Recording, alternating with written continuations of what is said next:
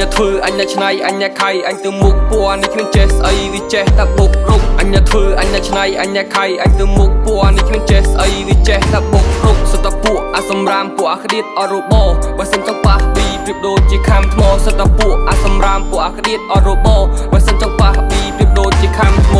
មាត់បេដៃផ្លាប់ដេកស្លាប់ងាប់ឈោ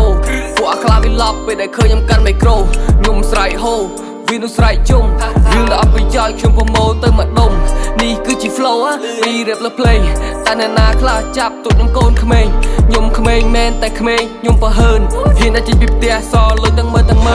មានមហិច្ឆតាខ្ញុំមានក្តីសម័យចង់ខ្លាចជា rap star ឈរលើ stage សាងមុខសាងមកដល់ម៉ាក់ប៉ាខ្ញុំមាន plan A plan B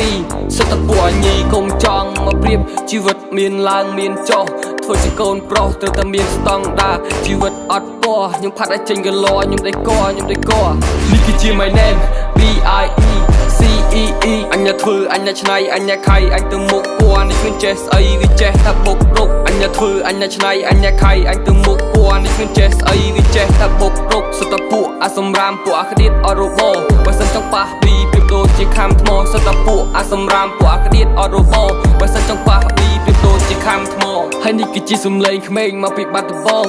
តែចង់ប៉ះចូលម្នេះមកជួបបងពីសំដីដែលអញនិយាយអញនឹងព្រឹត្តព្រៀងរៀបរាប់ឲ្យអ្នកត្រាប់ចាំស្ដាប់ក្មេងនេះវាលយមានមុនអ្នកស្ដាប់តន្ត្រីនេះគឺជាកវីសម័យថ្មីសម័យលក់សំឡេងបានលុយអាយុមិនទាន់20ខ្ញុំចេះហៅដូចជាបាសីHãy subscribe cho kênh Ghiền Mì Gõ để không bỏ lỡ